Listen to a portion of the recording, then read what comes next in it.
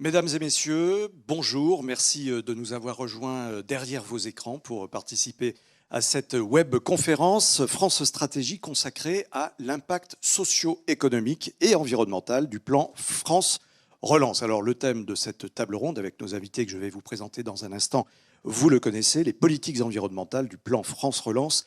Quelle efficacité! Nous allons beaucoup discuter dans le fond, sur la forme et les moyens, les outils effectivement mis à disposition de l'évaluation pour voir si nous allons aujourd'hui dans la bonne direction par rapport aux politiques menées. Alors petit rappel quand même, en 2021, le gouvernement lançait ce plan France Relance avec une double ambition. Relancer l'activité économique, on le sait, frappée à l'époque par la crise sanitaire. Et puis, il s'agit également de bâtir la France de 2030. Alors tout cela doté d'un budget, 100 milliards d'euros, dont plusieurs dizaines de milliards, nous allons le voir, dédiés à la transition écologique. Concrètement, c'est quoi? Eh bien, c'est MaPrimeRénov', le bonus pour des voitures propres qui est renforcé, des aides pour la transition écologique des PME, les petites et moyennes entreprises, etc., etc. Avec bien sûr trois grandes priorités: écologie, compétitivité et cohésion sociale. Alors tout cela, je le disais, méritait effectivement une évaluation. C'est ce à quoi s'est attelé France Stratégie en créant un comité dédié. Ce comité d'évaluation du plan France Relance a publié son rapport final il y a à peine quelques mois, c'était en janvier précisément. Une évaluation indépendante de l'impact socio-économique et environnemental dont nous allons ici détailler le diagnostic avec nos invités que je vous présente. Tout d'abord Xavier Jaravel, bonjour. Merci d'être avec nous. Président de ce comité d'évaluation du plan France Relance, vous êtes également professeur à la London School of Economics, membre du Conseil d'analyse économique, et vous avez été lauréat, je le précise, en 2021 précisément, du prix du meilleur jeune économiste de France. À ma droite, Sylvie Montou. Bonjour madame, merci d'être avec nous. Vous êtes économiste, chef de projet chez France Stratégie, en charge de l'évaluation du plan de relance justement, et rapporteur du comité d'évaluation du plan. Arthur Guillouzouic, co-responsable, bonjour, du pôle entreprise à l'IPP, c'est l'Institut des politiques publiques. Vous travaillez notamment sur des projets relatifs à la taxation des dividendes, aux réformes de l'ISF, au crédit impôt recherche ou aux effets de la recherche publique sur le secteur privé. Et puis Benoît Leguet, bonjour Benoît, merci de nous avoir rejoints sur ce plateau. Vous êtes directeur général, alors je vais prononcer le terme technique, le mot de l'entreprise, I4C. En fait, c'est l'Institut de l'économie pour le climat, fondé par la Caisse des dépôts et consignations et l'Agence française de développement. Je précise également, Benoît Leguet, que vous êtes membre du Haut Conseil pour le climat. Je rappelle rapidement la règle. Vous allez avoir tout d'abord chacun 4 petites minutes pour nous donner votre sentiment général, enfin l'argument fort qui vous anime autour de cette problématique de la table ronde. Ensuite, nous allons débattre, nous allons approfondir et bien sûr, chers internautes, vous allez pouvoir participer vous-même en posant des questions. Nous réserverons une petite trentaine de minutes à la fin de cette webconférence pour vos questions. Et vous voyez à la droite de votre écran un chat que vous pouvez retrouver donc, avec un pseudo et participer, vous posez les questions. Et nous les aurons ici sur le plateau. Je les poserai à la fin de cette table ronde, de cette webconférence.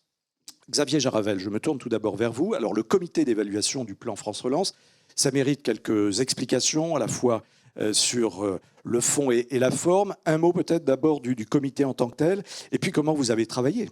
Quelle a été la méthode? Très important à signaler. Bonjour à tous, ravi d'être ici pour restituer certains de nos résultats.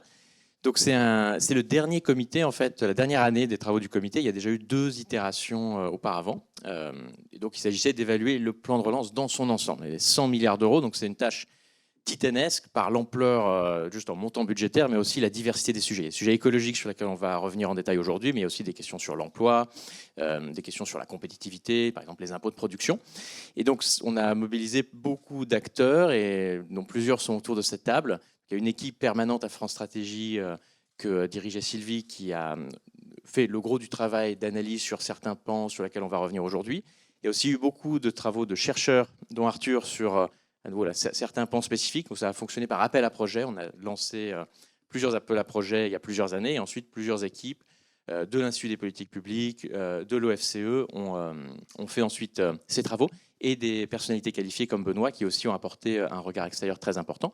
Et on a aussi eu donc, le comité est beaucoup plus large, il y a aussi des parlementaires, à la fois des députés, des sénateurs, des représentants des grands syndicats. Et donc tout le monde a lu le rapport et on a formulé un avis commun. Mais le travail détaillé d'analyse a été fait par l'équipe de France Stratégie, par les chercheurs, et c'est surtout de ça dont on va parler aujourd'hui. Alors, la méthode en tant que telle, et puis ce que vous avez retenu finalement, en gros, parce que là, on va détailler après, mais votre sentiment général. Les deux grandes approches en termes de méthode, c'est une première approche macroéconomique pour parler de l'effet global du plan de relance sur la transformation de l'économie, la relance de l'économie pendant la crise, et puis des approches plus microéconomiques pour voir si tel ou tel dispositif ont eu des effets d'aubaine, ont vraiment changé la donne, ou en fait n'ont pas eu d'effet d'entraînement avéré sur l'économie. Donc ça, c'est vraiment une approche empirique. On essaie de mettre en avant des liens de cause à effet. Et donc c'est beaucoup de ça dont on va parler aujourd'hui. Donc pour vous donner peut-être quelques exemples. Allons-y. Par exemple, sur les grands sujets liés à la transition écologique, on a pu estimer en fait le coût budgétaire pour l'État de réduire les émissions de CO2 dans toute une série de domaines. Donc par exemple, la décarbonation de l'industrie, on a évalué des dispositifs dans ce domaine-là, et c'est là qu'on a en fait les résultats les plus encourageants, au sens où c'était pas très coûteux de réduire le CO2. On a, pour donner un chiffre, 19 € la tonne de CO2 économisée, c'est ça le coût budgétaire. Après, il y a d'autres dispositifs, par exemple, dispositifs de bonus pour l'achat aux véhicules propres, où on a des coûts plus élevés, de 600 € la tonne de CO2 évitée. Et l'intérêt de l'analyse économique, c'est précisément d'arriver sur ces chiffres-là qui permettent de prendre en compte des phénomènes de causalité, des phénomènes d'effet d'aubaine. Donc, on reviendra plus tard sur les méthodes. Détail. Mais l'idée, c'est de s'assurer que sans l'intervention de l'État, il n'y aurait pas eu des dispositifs analogues qui auraient été mis en œuvre par le secteur privé. Bien. Voilà une très bonne entrée en matière. Alors, Sylvie Montou, je rappelle, donc chef de projet chez France Stratégie, vous êtes rapporteur du comité d'évaluation du plan France Relance. Vous avez piloté donc les travaux de ce comité. On va parler avec vous rénovation énergétique. Revenons peut-être sur le contexte avec en point d'orgue le secteur du bâtiment. On sait que le secteur du bâtiment est un très gros consommateur d'énergie, donc ça doit être aussi normalement un gros contributeur à la décarbonation. Est-ce que vous pouvez nous replacer ce point dans son contexte? Oui, tout à fait. Bonjour à toutes et tous. Effectivement, le secteur des bâtiments est le principal contributeur d'énergie finale en France, avec 44% de la consommation totale d'énergie finale, que l'on parle du résidentiel ou du tertiaire, et est à l'origine de 17% des émissions de gaz à effet de serre. Donc en fait, c'est le 4e secteur émetteur de gaz à effet de serre après les transports, l'industrie et l'agriculture. Les émissions de gaz à effet de serre dans le secteur résidentiel tertiaire relèvent principalement des activités dues au chauffage, à la cuisson domestique et à l'eau chaude sanitaire. Et donc, ils représentent environ 56% des émissions de CO2. Et lorsqu'on regarde l'état de ce parc, alors si on regarde le parc privé selon les estimations en fait, du service statistique du Commissariat général au développement durable, il y a environ plus de 6 millions de passoires énergétiques, dont 17% sont des résidences principales. Donc ce sont des logements qui sont énergivores et qui, en plus, souvent vont être habités, logés par des ménages modestes, très modestes. Lorsque l'on prend en compte le parc immobilier public, qui représente environ 37% du parc tertiaire, ce parc aussi se caractérise par une grande vétusté et par des bâtiments dont la performance énergétique est médiocre. Et dans le cas, par exemple, des campus universitaires, 55% des surfaces sont considérées comme des bâtiments, des surfaces énergivores, correspondant à des classes énergétiques en termes de DPE égales à D ou inférieures. Donc, le parc du logement doit être décarboné d'ici 2050 si on veut respecter la neutralité carbone qui a été adoptée et qui a été acceptée par le gouvernement à destination à l'horizon 2050. Mais lorsqu'on regarde les contraintes en termes d'occupation de logement, en termes de coûts relatif entre la construction neuve et la rénovation énergétique, de même que de la consommation des matériaux de la construction neuve qui sont en fait beaucoup plus émetteurs de gaz à effet de serre que les travaux de la rénovation, on voit que l'enjeu essentiel dans le secteur du bâtiment se porte sur la décarbonation de la rénovation du parc existant. On en finit pour le propos introductif, ce qui est déjà beaucoup à dire pour la partie débat. On va revenir dans le détail sur ces différents points. Sylvie Montou. Arthur Guiouzoui, donc je rappelle, co-responsable du pôle entreprise à l'Institut des politiques publiques. Alors vous avez participé en tant que chercheur IPP à l'évaluation de deux pans distincts, précisément de France Relance, à visée environnementale évidemment. Il y a le soutien aux véhicules propres avec le fameux bonus-malus, et puis automobile, et subvention d'investissement pour la décarbonation de l'industrie. On peut passer en revue ces deux points, 4 minutes? Absolument. Donc sur le soutien aux véhicules propres, vous l'avez mentionné, il y a la partie bonus qui est la partie qui occasionne des décaissements, en un sens, qui fait partie du plan de relance, mais on s'est aussi beaucoup intéressé à la partie malus automobile. Et donc ce qu'on trouve, les chiffres clés ont été mentionnés par Xavier, mais principalement ce qu'on voit, c'est que on sait qu'il y a une forte réactivité des consommateurs au prix des véhicules, et donc dès lors qu'on modifie ces prix via un bonus ou via un malus, on voit une forte réactivité des ventes. Donc sur les nouveaux véhicules, sur les immatriculations, on voit que ça fonctionne en un sens. En revanche, donc sur le malus, on voit des effets assez forts, et si vous voulez, si on essaye de décomposer la baisse de l'intensité carbone du parc, donc la baisse des émissions de CO2 des nouveaux véhicules qui rentrent dans le parc, on voit que le malus est en fait responsable d'une grande partie de cette baisse et fonctionne bien. En revanche, le bonus a permis d'augmenter la part des véhicules électriques dans le parc, mais apparaît néanmoins in fine comme un dispositif assez coûteux. Par ailleurs, on s'est penché un petit peu sur le dispositif de prime à la conversion, qui est un petit peu attelé au bonus, et sur lequel on ne peut pas vraiment conclure, d'une part parce qu'on n'a pas eu des données complètement idéales, mais pour lequel en tout cas on ne voit pas d'effet très net. Sur la décarbonation de l'industrie, on a un constat qui contraste assez fortement avec ce soutien aux véhicules propres. Donc il y avait 3 appels de l'ADEME qui ont été lancés dans le cadre du plan France Relance, BCIAT, Décarbone et Indusé, qui ont des visées un petit peu différentes. Ce qui est très pratique pour nous en tant que chercheurs, c'est que le premier d'entre eux, BCIAT, qui vise principalement à remplacer des chaudières qui fonctionnent avec des carburants fossiles par des chaudières à biomasse. Cet appel existait déjà depuis 2009. Il a été étendu dans le cadre du plan de relance. Et donc ça, c'est très pratique pour nous chercheurs parce que ça permet de dégager des effets un petit peu de long terme du dispositif. Et donc ce qu'on trouve, c'est effectivement un coût, un coût budgétaire rapporté à l'impact de l'ordre de 19 € la tonne de CO2, donc quelque chose de très efficace. Si on compare par exemple au prix de la tonne sur le marché européen des quotas carbone, c'est de l'ordre de 90-100 € la tonne, donc on est bien en deçà. Donc c'est très encourageant. Il y a plusieurs réserves, disons, sur lesquelles on aura peut-être l'occasion de revenir sur ce dispositif. D'une part, on voit les investissements dans le cadre vraiment du plan de relance ont l'air d'être un petit peu retardés par rapport à ce qu'on observait sur le dispositif historique. On voit par ailleurs une grande sensibilité au prix des intrants énergétiques de la part des industriels, avec un très fort taux d'abandon, même sur le dispositif historique. On a 45% des projets qui ont été abandonnés. Donc quand bien même les projets réalisés fonctionneraient et seraient très rentables, on a néanmoins ce problème d'abandon qui est un petit peu... On y reviendra d'ailleurs, parce qu'il y a une explication derrière tout ça, vous nous la donnerez. Il y a une explication. Et par ailleurs, des interactions avec ce marché européen des quotas qui sont importantes, qui sont à prendre en compte et sur lesquelles on aura sans doute l'occasion. On va revenir, effectivement. Merci Arthur Guiouzoui. Alors Benoît Leguet, je rappelle, donc directeur général de l'Institut de l'économie pour le climat. Alors là, vous allez nous donner, un regard... vous avez un pied dedans, un pied dehors, en fait, parce que vous avez participé au comité, un pied dedans et un pied dehors. Ce plan de relance est-il à la hauteur? Parce que vous conseillez les entreprises, vous voyez, je dirais que vous avez les mains dans le cambouis, sans mauvais jeu de mots, au quotidien. Vous accompagnez ces entreprises. Quel est votre ressenti par rapport aux travaux du comité? Alors, petite précision, je conseille les pouvoirs publics. J'échange avec les entreprises, mais on ne fait pas du conseil. Il y a du pour les contact entreprises. quand même, il y a du contact. On les connaît.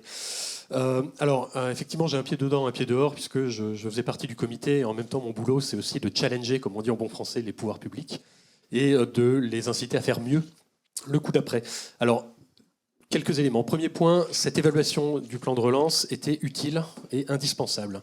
On a quand même mobilisé 100 milliards d'argent public.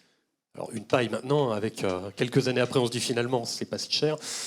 Mais peut-être, mais en tout cas, on a tous en tête la formule du quoi qu'il en coûte. Mais en même temps, s'assurer de la bonne utilisation de cet argent public me semble un exercice relativement sain à faire à court terme et peut-être pour informer de futurs plans de relance. Je reviendrai dessus. Pourquoi ? Parce que l'argent public, c'est quand même une ressource qui est rare, et encore plus en ce moment, mais qui est en même temps indispensable pour assurer une transition écologique qui soit efficace, efficiente et juste.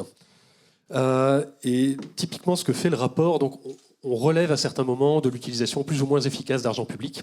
En disant, voilà, tiens, par exemple, là, il y a eu un ciblage insuffisant. C'est très facile à dire ex post quand on a un incendie devant soi avec une lance à incendie. On se dit, finalement, je balance de l'eau, s'il y en a un peu plus, c'est pas grave. Deuxième point, peut-être pour pointer aussi les limites de l'évaluation. La question qui nous était posée et reflétée finalement dans le titre de cette webconférence, les politiques environnementales du plan France Relance, quelle efficacité ? La question est bonne, effectivement, il faut se poser cette question, mais j'aurais tendance à poser une question un petit peu différemment, à dire, mais en fait, est-ce que France Relance, 100 milliards d'euros d'argent public balancés dans l'économie française, est-ce que ça nous rapproche ou est-ce que ça nous éloigne de nos objectifs environnementaux de long terme ? Et là-dessus, le comité est peut-être un petit peu moins affirmatif, un petit peu moins disert. Alors, on évalue des euros budgétaires par tonne de CO2. C'est un chiffre intéressant, mais après la question c'est qu'est-ce qu'on en fait ? Parce que, alors, pour les gens paresseux, je vous invite à lire l'évaluation du plan France Relance, c'est une 20aine de pages, et à commencer comme tout bon document par la fin. Et dans la dernière page, vous verrez, il y a des données de cadrage des principaux résultats empiriques. Et donc on voit par exemple coût budgétaire, alors pour l'industrie, là, je regarde Arthur, c'est 19 euros par tonne de CO2, et puis rénovation énergétique des bâtiments publics, 600 euros par tonne de CO2 économisé. Donc on se dit, il n'y a qu'à faire plus d'industrie et moins de rénovation énergétique des bâtiments publics. Voilà, et comme ça sera beaucoup plus simple, ça coûtera moins cher. C'est peut-être pas la bonne façon de faire, voilà, parce qu'il faut faire beaucoup de choses, et notamment la rénovation énergétique des bâtiments publics.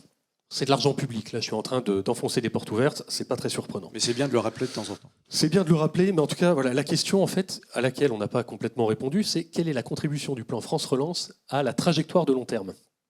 Et là, c'est peut-être un gros sujet de politique publique.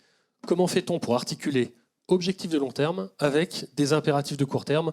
Voilà, il y a une crise, il faut éteindre l'incendie. Là, je pense qu'on est avant les architectes, il faut que les pompiers rentrent en jeu. Donc, finalement, comment est-ce qu'on fait ça ? Aujourd'hui, en fait, on dit rien sur cette fameuse contribution à la trajectoire de décarbonation. Et là, je pense que je vais citer Arthur, je pense que c'est toi qui as écrit ça, et je trouve que c'est intéressant. Dans le rapport, il y a un moment, c'est finalement les enjeux environnementaux ont été pris en compte de manière globale, par une priorité spécifiquement accordée à certaines filières fortement exposées à la transition écologique, mais non par des critères impératifs de sélection des projets relatifs à leur impact environnemental ou un ciblage exclusif vers la mobilité décarbonée. En fait, on a envoyé de l'argent pour certains objectifs environnementaux et pour d'autres, mais on ne s'est pas posé la question, en fait, est-ce que ça contribue à la transition ? Et pour moi, c'est important de faire ça, on l'a fait cette année. Je veux bien, s'il y a des gens qui veulent prendre le pari avec moi, qu'entre maintenant et 2050, il n'y aura pas d'autres crises et d'autres plans de relance. Mon intuition, c'est qu'il y en aura 1, 2, peut-être 3. Plan de relance, mesures d'aide, etc. Donc encore beaucoup d'évaluations à venir, en fait. Mais c'est surtout qu'il va falloir préparer le coup d'après. Ouais. En fait, on ne design pas le système d'incendie au moment où un incendie se déclare. Il faut presque l'avoir on the shelf, prêt à actionner en se disant, tiens, qu'est-ce qu'on fait si, etc. Et donc, se poser la question, qu'est-ce qu'on fait si ? Et puis là, 3 petits points. Une phrase improbable, les prix de l'énergie qui sont multipliés par 10 au hasard, un virus malfaisant, ou puis après, vous mettez ce que vous voulez, les extraterrestres qui nous envahissent ou autre chose. Des choses qui pourraient improbables et qui n'arrivent jamais, évidemment. On aura l'occasion d'y revenir parce que là, c'est source de débat. Alors, Xavier Jaravel, on parlait moyens, on parlait gros sous. Alors, question, comment interpréter le fait qu'un euro d'aide conduit à des quantités carbone évitées très différentes selon en fait, les dispositifs ? Quelle conclusion faut-il en tirer ? Effectivement, et c'est un peu ce que disait Benoît à l'instant, et je remercie Benoît d'avoir attiré l'attention sur ce tableau dans la synthèse. J'ai pas dit d'ailleurs que le rapport fait 900 pages, mais que vous avez un avis du comité d'à peu près 5 pages, donc qui est vraiment facile à lire, et vous avez une synthèse de 20 pages avec ce tableau récapitulatif à la fin. Et comme le disait Benoît, on a ces chiffres assez différents, donc c'est moins cher pour l'État de réduire les émissions de CO2 dans l'industrie que, par exemple, pour la mobilité avec le système de bonus-malus voiture propre, ou la rénovation énergétique des bâtiments. Là, on est à 700 € la tonne de CO2 économisée. Ma prime rénov', notre estimation a plus de limites parce qu'on n'a pas un effet tout à fait causal, mais un ordre de grandeur qu'on donne, c'est de l'ordre de 70 €, donc c'est plus que l'industrie, mais quand même moins que la rénovation énergétique des bâtiments publics ou les voitures propres. Et donc la mauvaise interprétation, ce serait de dire on va faire que de la décarbonation de l'industrie. C'est un peu ce que disait Benoît, et pour le dire très directement, parce que naturellement, il faut décarboner tous les secteurs. Mais ces chiffres sont utiles pour nous donner les bons ordres de grandeur budgétaires des efforts à accomplir pour arriver à nos fins. Et donc on a en France plusieurs instances qui sont chargées de faire ces trajectoires, notamment le SGPE, et donc ces chiffres-là peuvent nourrir et nourrissent leurs réflexions. Non, pour ce type de secteur-là, l'ordre de grandeur des coûts est ici 700 € la tonne de CO2 économisée, là 19 € la tonne de CO2 économisée. On peut aussi s'interroger sur les manières éventuellement d'améliorer certains dispositifs, mais nous, pour être tout à fait clair, sur ces dispositifs-là, on n'a pas de direction vraiment très précise à proposer, parce que c'était déjà une tâche très ardue que de montrer l'effet causal, et notamment sur les dispositifs dont parlait Arthur, de ces dispositifs, et donc de pouvoir faire ce chiffrage. Donc l'usage qu'on peut en faire, c'est un peu des prédictions budgétaires. Et juste pour terminer, on peut aussi utiliser ces chiffres pour quand même mettre le plan de relance dans une perspective large de contribution à la trajectoire, parce qu'on voit combien on a mis sur la table, environ 30 milliards, et on voit en moyenne, voici combien ça coûte pour réduire les émissions par euro dépensé de dépenses publiques. Voici la réduction des émissions de CO2. Alors, est-ce qu'il n'y a pas une difficulté quand même En gros, comment l'évaluation doit prendre en compte l'existence des marchés carbone qui existent pour l'industrie, mais pas forcément pour tous les secteurs. Donc là, on est un petit peu schizophrène dans l'analyse. Oui, c'est un point assez technique, mais du coup, c'est bien d'y revenir. Donc, pour être clair pour tout le monde, il y a des marchés carbone qui vont couvrir l'industrie, et nous, on évalue des dispositifs qui portent sur l'industrie. Donc, comme du fait de l'existence des marchés carbone, il y a déjà des quotas de carbone.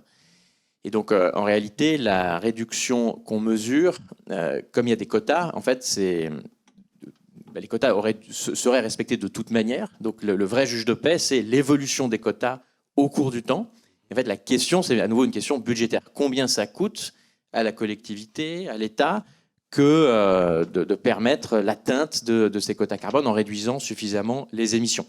Donc, c'est pour ça que sur ces dispositifs-là, quand on dit réduction des émissions, en fait, comme il y a des quotas, c'est pas tout à fait correct. Donc c'est pour ça que c'est bien de préciser le propos. Mais en revanche, le chiffre, lui, est très utile parce qu'il faut effectivement réduire les émissions pour continuer à produire dans les quotas qui nous sont donnés. C'est très clair. Je vais revenir vers vous.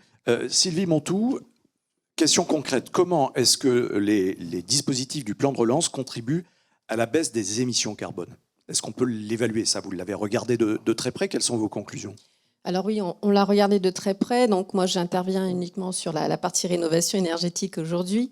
Et donc dans le cadre de l'évaluation du plan de relance, les deux dispositifs que nous avons étudiés qui ont pour objectif effectivement de réduire la décarbonation du secteur, c'est MaPrimeRénov', qui est un dispositif, une subvention qui est à destination des ménages pour intensifier les travaux de rénovation énergétique avec une enveloppe de 2 milliards d'euros en 2021 et 2022. Et le deuxième dispositif que nous avions étudié est la rénovation énergétique des bâtiments publics par une enveloppe de 4 milliards d'euros, qui se répartit entre les bâtiments publics de l'État et ceux des collectivités locales. Lorsqu'on parle de la décarbonation du secteur du bâtiment, il y a essentiellement deux leviers qui sont à prendre en compte, qui est le levier en fait de la décarbonation du vecteur énergétique. Et donc il y a l'idée de remplacer des vecteurs énergétiques qui sont fortement carbonés au profit de vecteurs énergétiques peu carbonés, comme principalement l'installation de poêles à chaleur, RO, ou bien également l'installation de chauffage thermodynamique, de chauffe-eau thermodynamique, etc. Et donc, ça, c'est un des dispositifs et qui va bien sûr apparaître dans les deux dispositifs que nous avons étudiés.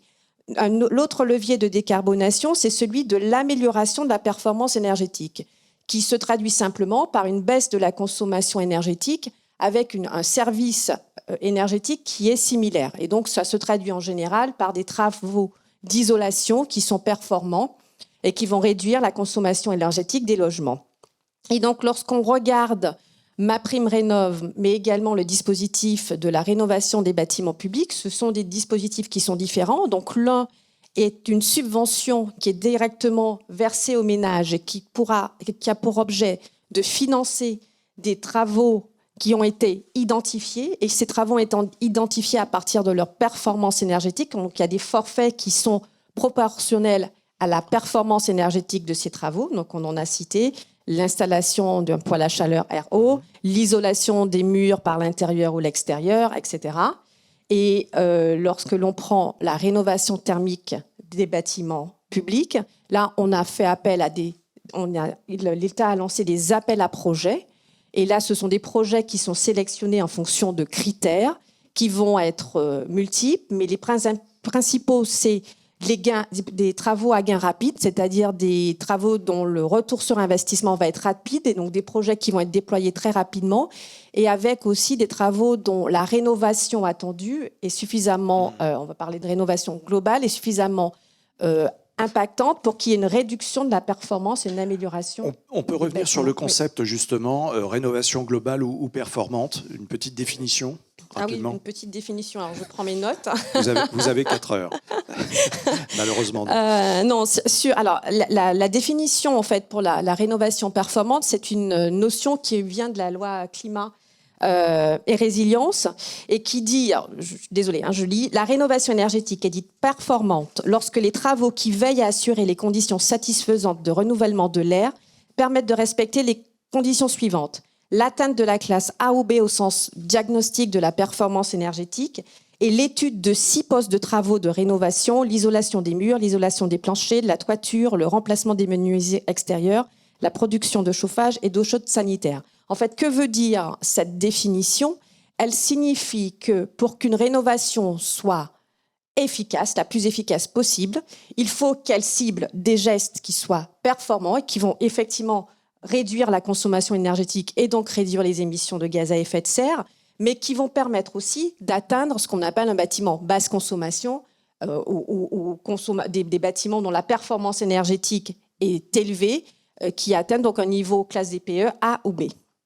Et il y a un autre concept, et c'est pour ça que c'est ce concept qui apparaît plutôt dans le rapport, quand on parle de MaPrimeRénov' et même de la rénovation des bâtiments publics, qui est un concept qui est moins, entre guillemets, rigoureux, qui est celui de la rénovation globale qui a été utilisé dans le cadre de MaPrimeRénov', où là, l'ambition est un peu moindre, c'est-à-dire qu'il y a une véritable volonté d'intensifier, de dynamiser les travaux de rénovation, mais on n'a pas un objectif. On a un objectif en termes de réduction de la performance énergétique, mais on n'a pas un objectif en termes d'identification des travaux. On va y revenir sur MaPrimeRénov' parce qu'il y a beaucoup de choses à dire, notamment savoir si c'est un dispositif réellement efficace. Je vous poserai la question auparavant.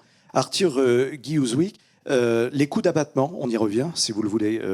Vous l'évoquiez tout à l'heure, il est plus efficace de décarboner l'industrie que de pousser les Français à acheter des voitures propres.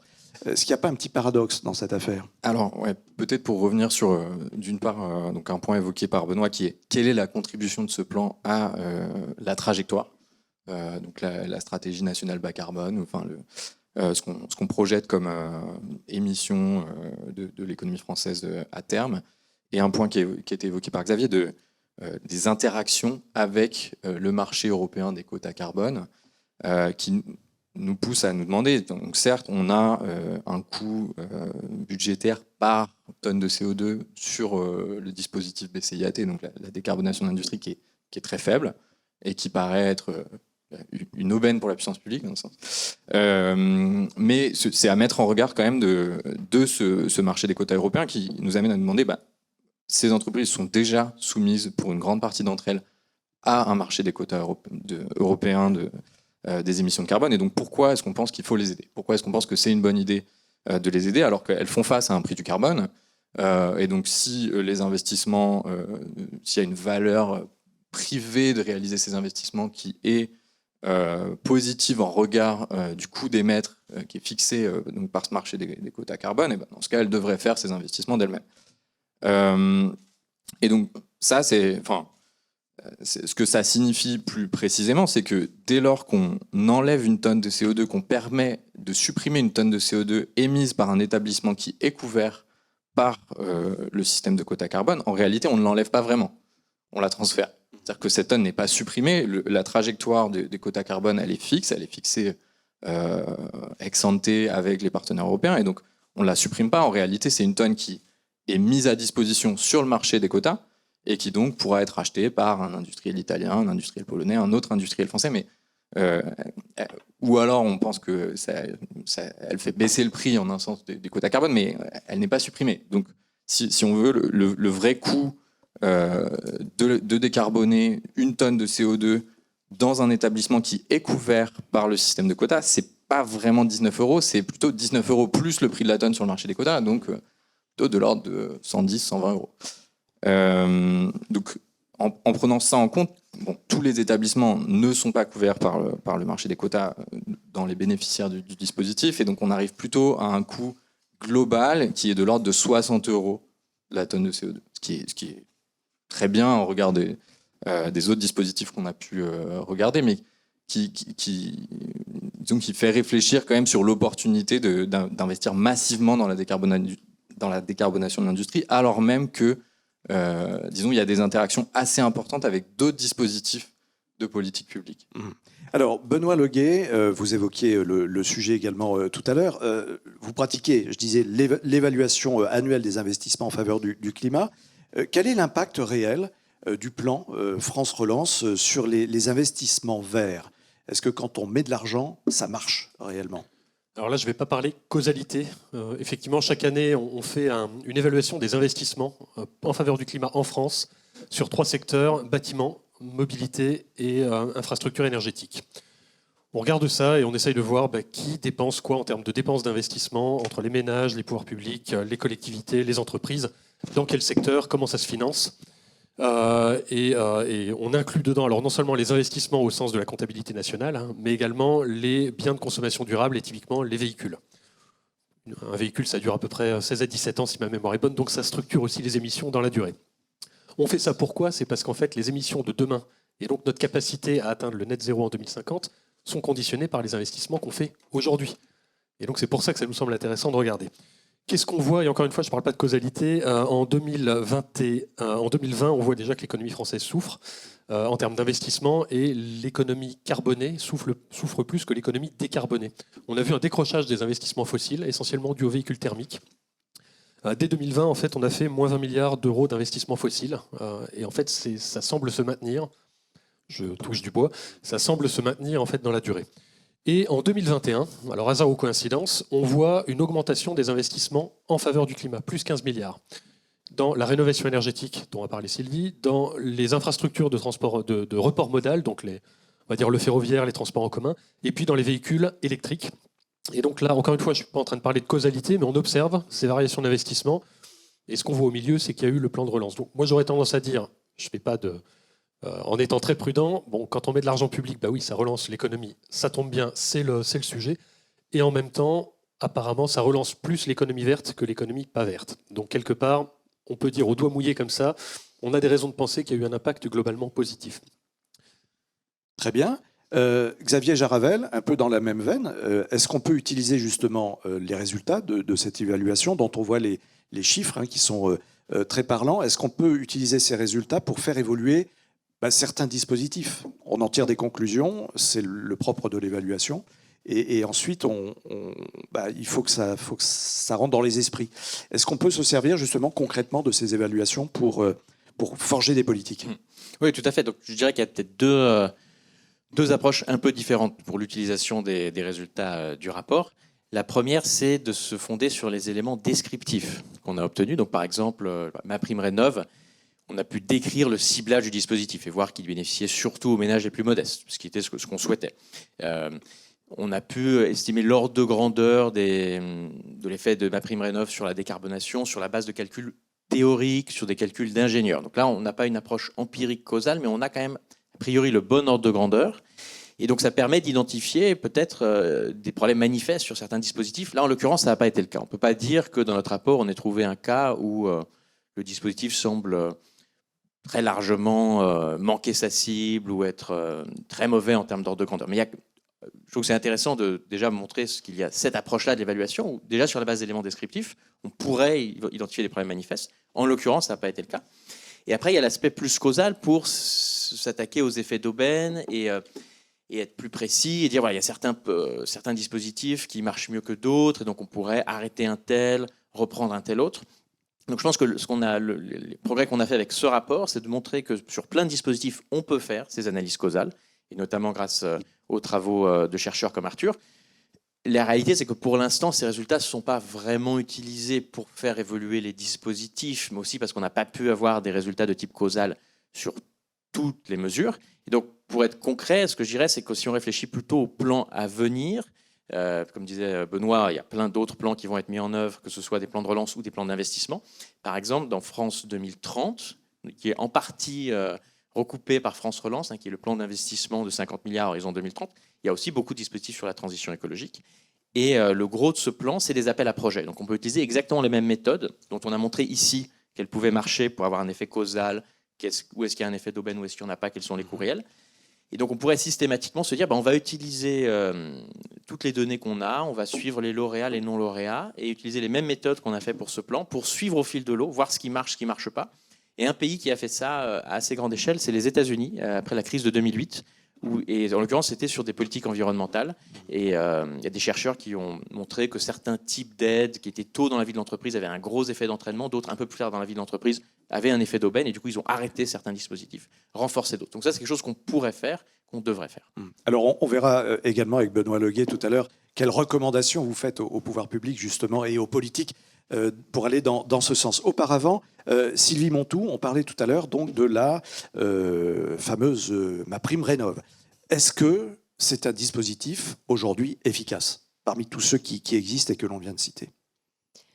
Alors, c'est un dispositif efficace en termes d'intensification des travaux de rénovation énergétique. Là, il y a une forte augmentation qui a été observée sur les dossiers déposés et engagés en termes de rénovation. Et c'est un véritable besoin. Ensuite, comme l'a rappelé Xavier, le ciblage a été opportun puisque la rénovation énergétique et la décarbonation du résidentiel doit privilégier les ménages qui sont en situation de précarité énergétique, donc les ménages qui sont les plus modestes et qui habitent dans des bâtiments particulièrement énergivores. Où là, en fait, l'efficacité de la politique, qui est reconnue par des travaux comme réalisés par ceux de l'ADEME, par exemple, ou même la Direction générale du Trésor, qui révèle que dans ces cas-là, l'efficacité des politiques est la plus élevée. Et donc, en fait, si on regarde en termes également d'émissions des gains théoriques, alors nous avons effectivement estimé des gains théoriques, donc on essaie de regarder quelle est la réduction de la consommation énergétique et de facto la réduction des émissions de gaz à effet de serre par geste, et donc pour l'ensemble des travaux qui ont été rénovés. On a en fait une économie théorique qui serait d'environ 1,8 million de tonnes de CO2. Et si on regarde l'objectif de la SNBC2, on était à 2,2 millions, je crois, entre 2 et 2,5 millions de tonnes de CO2. Donc c'est plutôt positif. Néanmoins, on a quelques limites. La première, c'est que on l'a déjà dit, c'est un dispositif qui a soutenu avant tout des monogestes, qui représentent plus de 3/4 des travaux de rénovation.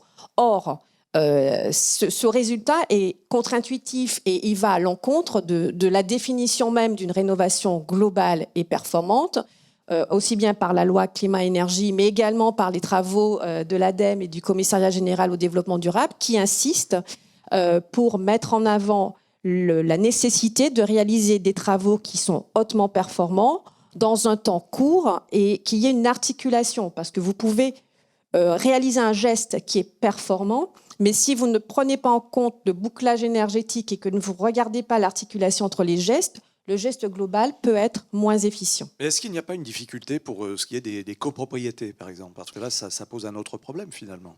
Oui, tout à fait. En fait, ce qu'on a relevé, c'est que, parce qu'il y a plusieurs dispositifs dans MaPrimeRénov', et il y a un dispositif en particulier qui est MaPrimeRénov' copropriété, et qui est donc destiné aux travaux de rénovation des copropriétés et des travaux collectifs. Et ce qu'on observe, c'est que seuls 4% des travaux, en fait, ont concerné des copropriétés. Or, les bâtiments représentent près de la moitié des résidences principales. Donc, on voit bien ici que là, il y a un véritable trou dans la raquette et qu'il résulte principalement de coûts de transaction, finalement, qui sont beaucoup plus élevés dans les copropriétés. Et ça, c'est certainement principalement dû, finalement, à un processus de décision qui est plus lourd et plus complexe et qui est certainement dû à l'annualité des assemblées générales. Et donc là, il y a un enjeu, effectivement, de démocratiser des dispositifs en faveur de copropriété. Trou dans la raquette ou passoire thermique, d'ailleurs. C'est un petit peu, il y a des trous un peu partout, c'est le problème. Tiens, parlons automobile, les véhicules propres que vous évoquiez tout à l'heure, Arthur Guihouzouik. La différence entre bonus et malus. Le malus marche mieux que le bonus ? Alors, nous, ce qu'on a pu faire, ce qu'il faut savoir, c'est qu'il y a eu en fait assez peu de variations du bonus sur la période. C'est-à-dire que ce qui est budgété dans le plan de relance, c'est principalement lié à une augmentation de la demande, une augmentation du nombre de véhicules vendus couverts par le bonus. Il y a une petite augmentation. Le bonus passe de 6 000 à 7 000 euros maximum, et donc on n'a pas vraiment pu isoler l'effet du bonus. Donc, ce qui est principalement fait dans ces cas-là, on a très bien pu isoler l'effet du malus, parce qu'il y a beaucoup de variations dans le barème du malus sur la période 2015-2021. Et donc, on fait l'hypothèse que c'est symétrique, que les gens réagissent de la même manière à une hausse de prix de 1 000 euros ou à une baisse de prix de 1 000 euros. De ce point de vue-là, ce qu'on voit, c'est que le malus, en un sens, ne coûte rien, est censé rapporter quelque chose. En pratique, il rapporte assez peu. En pratique, ce qui se passe, c'est que les ventes des modèles ciblés par le malus, disons très ciblés par le malus, baissent tellement que, en fait, le c'est malus... une politique inefficace, finalement. Donc on pourrait croire que c'est une politique inefficace au sens où, si c'était une politique fiscale, elle serait inefficace. Oui. Elle ne rapporte rien et elle prive les ménages de la voiture de leurs rêves. Bon, c'est vraiment cruel de la part de la puissance publique. Bon, en réalité, si on prend le point de vue carbone, c'est plutôt une politique très efficace. C'est-à-dire qu'on empêche des voitures très émettrices d'être vendues sans appauvrir les ménages. Ce qui est plutôt ce qu'on cherche à faire. En revanche, côté bonus, avec cette hypothèse de symétrie qui est plutôt conservatrice, ça coûte très cher. Ça coûte très cher de subventionner l'achat de véhicules électriques. Et donc, même si on considère que tous les véhicules électriques vendus en France l'ont été grâce au bonus et qu'aucun n'aurait été vendu s'il n'y avait pas eu ce bonus, ça coûte encore très cher. Oui, puis on voit où en est je dirais, le service et surtout le marché de l'automobile électrique aujourd'hui. Il n'est pas au meilleur de sa forme. Alors, Benoît Leguet, je reviens à la question, je vous voyais prendre des notes tout à l'heure. Concrètement, quelles recommandations faites-vous, alors là c'est le regard extérieur, quelles recommandations faites-vous aux politiques concrètement? Est-ce qu'il y a un cahier des charges? Est-ce que vous avez, grâce à l'évaluation, établi une liste particulière? Alors on va dézoomer un instant, on va s'extraire du plan de relance et on va se dire qu'on est en marche normale de l'économie. On veut avoir une économie française qui soit neutre en carbone à horizon 2050 et en même temps adaptée au changement climatique. Donc voilà, ça, objectif de long terme, on ne l'oublie pas. Et pour ça, il va falloir de l'argent public. Donc c'est là où on va revenir lentement vers France Relance. Il va falloir de l'argent public à la fois pour réaliser les investissements publics, là j'enfonce une porte ouverte, la rénovation énergétique des bâtiments publics, ça va se faire avec de l'argent public, mais également pour accompagner les changements parmi les agents économiques privés. Typiquement pour aider les ménages à acquérir alors un véhicule électrique, à rénover leur logement, etc. On pourrait se dire, on fera sans argent public avec simplement de la fiscalité et de la norme. Je dis oui. Mais les Gilets jaunes sont là pour nous rappeler qu'il faut quand même accompagner ces changements et donc il va falloir de l'argent public. Ça fait pas longtemps que la puissance publique a compris ça. Le rapport Pisani-Ferry-Mahfouz, qui est la première qui a été hébergée dans cette institution de France Stratégie, c'est la première occurrence publique où finalement on se dit tiens, il va falloir de l'argent public et même on donne un chiffre. Et donc c'est là où l'évaluation du plan France Relance est intéressante parce que comme le disait Xavier, ça permet justement de nourrir les anticipations en argent public qu'il va falloir pour la transition, pour mettre en œuvre tel ou tel dispositif. Alors le rapport Pisani-Mafous, c'est environ 67 milliards par an, c'est ça, sur une décennie? Public et privé à horizon 2030, mais enfin c'est plus 101, moins 35. Oui. Mais par contre, c'est 25 à 34 milliards d'euros d'argent public. Et ça, on peut le quantifier, on peut dire on est dans la norme. En tout cas, il y a une quantification qui existe. Je laisse au comité dont j'ai fait également partie C'est pour ça que je vous pose la question. Oui, en tout cas, il y a des évaluations qui existent, on peut les challenger, mais en tout cas, le chiffre n'est pas délirant. Le message, c'est qu'il va falloir de l'argent public. La question, c'est pour faire quoi? On le met en priorité sur quoi? Sur quel dispositif, etc. C'est un business plan, finalement? C'est un business plan. Et aujourd'hui, alors de façon surprenante, on a un objectif de très long terme. On a pris des engagements de neutralité carbone, etc. Et on n'a pas de business plan. Je parle du point de vue de la puissance publique. Il n'y a pas de business plan de la transition. Combien d'argent il va falloir mobiliser au total? Combien de public? Combien de privé? Comment je mobilise le privé, etc. Comment j'anticipe les besoins d'argent public? Ça n'existe pas. Ça va être résolu normalement en septembre 2024. Le gouvernement s'est engagé à présenter une stratégie pluriannuelle de financement de la transition écologique. Donc finalement un document qui dira voilà, moi j'ai besoin de mobiliser tant de milliards, voilà tant d'argent public, et puis messieurs et mesdames du privé, j'ai besoin de vous à tel et tel endroit. Ça n'existe pas. Moi, la recommandation que je ferai, c'est faites cette stratégie pluriannuelle de financement de la transition écologique. On ne peut pas traiter le sujet PLF après loi de finances après loi de finances comme ce qui se fait aujourd'hui. Et deuxième recommandation, consubstantielle à la planification, il faut prévoir les imprévus. C'est-à-dire se dire que rien ne va se passer comme prévu dans le business plan, et c'est normal. Et donc, il faut avoir prévu déjà ce qu'on pourrait activer comme levier complémentaire. Donc, ça veut dire qu'il n'y a pas d'étude d'impact réellement sur... Enfin, il n'y a pas d'anticipation, c'est ce que vous dites clairement, de la part des politiques, de la part de la puissance publique. Voilà, on dit on a de l'argent, mais on ne sait pas trop où on va finalement. Il y a un effet d'annonce, et puis après... En termes de transition, en tout cas aujourd'hui, on a des objectifs, on a des stratégies qui, pour certaines, sont en train d'être élaborées, et on ne se pose pas toujours la question des moyens qui sont derrière. Et donc, il y a quelque chose qui est assez récurrent, que j'observe depuis quelques années. Maintenant, c'est finalement, on prend des objectifs, on ne se pose pas la question des moyens. 5 ans après, on se dit, c'est bizarre, on n'a pas atteint les objectifs. Et donc, très logiquement, à ce moment-là, qu'est-ce qu'on fait? On bombe le torse et on reprend des objectifs encore plus ambitieux. Donc, à un moment, il faut se dire, est-ce qu'on ne peut pas plutôt poser la question des moyens, ensuite évaluer si c'est correctement dépensé, etc. Et puis revenir en disant, bah, tiens, finalement, on n'a pas réussi à atteindre les objectifs, mais au moins, on comprend pourquoi. Et plutôt que de reprendre des objectifs plus ambitieux à l'aveugle, on les reprend de façon un petit peu informée. Alors justement, c'est une difficulté, Xavier Jaravel, dans l'évaluation. Quels obstacles avez-vous rencontrés dans vos travaux d'évaluation? Comment est-ce que le travail d'évaluation pourrait faciliter finalement les décisions à venir? Est-ce qu'il y a une réponse concrète en fait à cette question? Oui, donc dans la droite ligne de ce que disait M. Levier. Il y a eu plusieurs difficultés, mais peut-être c'est utile de revenir sur des difficultés qui n'en sont pas vraiment. Donc souvent, on se dit, comme c'est des investissements de long terme, il faut un recul temporel très long, sinon on ne va rien apprendre de vraiment substantiel. Mais en fait, comme l'a dit Arthur plusieurs fois, il y a souvent des dispositifs analogues qui existaient les années précédentes, donc on peut déjà analyser sur plusieurs années. Et puis même, vous voyez, aujourd'hui, 2024, ça fait déjà 2-3 ans, donc on peut déjà avoir plein de résultats. Donc la question du recul temporel n'est pas un vrai obstacle, ce n'est pas une raison de ne pas faire de vraie évaluation. Un autre élément, c'est de dire il y a eu beaucoup de bouleversements. Par exemple, il y a eu la guerre en Ukraine, il y a eu plein de changements géopolitiques. Mais là aussi, ce n'est pas vraiment le cœur du problème. Parce que le cœur du problème, c'est pour le point de vue de l'efficacité de la dépense, de voir ce qui marche ou pas, c'est de trouver un groupe de contrôle, des entreprises ou des ménages qui sont similaires à celles ou ceux qui reçoivent le dispositif, mais qui, eux, n'ont pas eu, pour voir si effectivement ça a changé les comportements ou s'il y a eu des effets rebonds et des choses qui finalement rendent le dispositif pas très efficace. Et pour ça, en fait, le fait qu'il y ait eu des changements comme la guerre en Ukraine, ça rend pas, le problème est déjà très difficile sans et ça ne change pas vraiment la donnée. Donc le vrai problème, c'est de pouvoir avoir accès aux données rapidement. Souvent, les données existent, mais elles pourraient exister, mais elles ne sont pas toujours collectées. Mais ça, c'est vraiment juste des problèmes en amont quand on met en œuvre le dispositif pour pouvoir garder la donnée. Et ça rejoint ce que disait Benoît tout à l'heure sur le fait d'avoir un dispositif prêt à déployer, y compris dans son aspect système d'information. C'est des problèmes qu'on a rencontrés, notamment, par exemple, s'agissant de la répartition territoriale du plan de relance. Au final, on a pu le faire, et c'est notamment des travaux que Sylvie a fait, mais qui étaient difficiles à faire.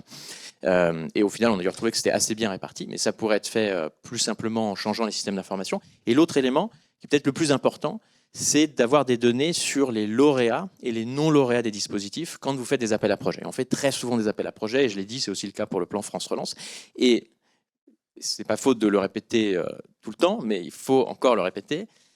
La pratique actuelle, c'est de garder des données sur les lauréats, mais pas sur les non-lauréats. Et donc, ce qu'il faut faire, c'est quand on a un plan de relance ou un plan d'investissement, de dire aux opérateurs, gardez les données sur les lauréats, et sur les lauréats, système d'information facilement accessible. Comme ça, on peut estimer ça assez rapidement, et déjà, 1-2 ans après, on voit ce qui a l'air d'être le plus probant. C'est comme ça qu'on identifie les dispositifs qui marchent le mieux, et c'est comme ça que, du coup, on fait le meilleur usage de l'argent public, et c'est comme ça qu'après, on calibre bien les moyens. Parce que ce que disait Benoît sur les moyens tout à l'heure, ça dépend aussi forcément de l'efficacité des dispositifs.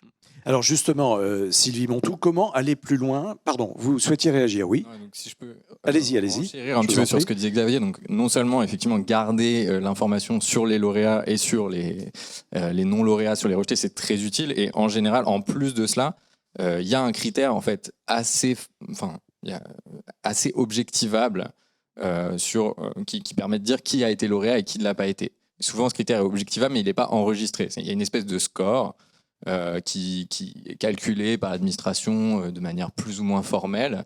Et avoir ce score, c'est très utile. Parce que ça permet non seulement de comparer les lauréats aux rejetés, mais en plus de dire, si on restreint sur le score et qu'on dit, à partir de 100, vous êtes lauréat, en dessous de 100, vous ne l'êtes pas, on peut comparer des projets qui étaient entre 95 et 99 à des projets qui étaient entre 100 et 104.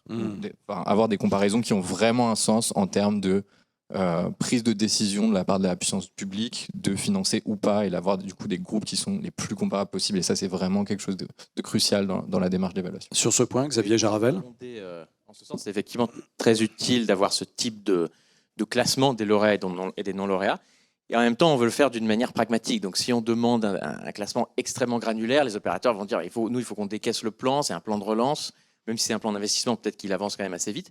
Mais même si on a des catégories assez grandes, vous voyez, il était moyen plus, il est retenu, moyen moins pas retenu, après excellent ou vraiment très mauvais, ça c'est suffisant. On veut quatre grandes catégories. Et donc c'est aussi quelque chose qui devrait être, quand on lance un plan d'investissement, un plan de relance, les opérateurs gardent les données et font ce type de classement, même assez fruste. C'est très utile pour l'évaluation. Alors, débat très intéressant, et je vous invite toutes et tous, chers internautes, à poser vos questions, parce que nous allons arriver à cette partie questions-réponses avec les invités. Vous avez l'occasion, et vous avez là un panel très intéressant pour poser vos questions. Vous êtes certainement chef d'entreprise, pourquoi pas étudiant également sur la question. Vous allez pouvoir vous exprimer dans un instant. Les questions arrivent progressivement. Je vous rappelle, vous avez sur la droite de votre écran un chat auquel vous accédez avec un pseudo. Vous posez les questions et nous les recevons en direct ici. Nous y répondrons dans un instant.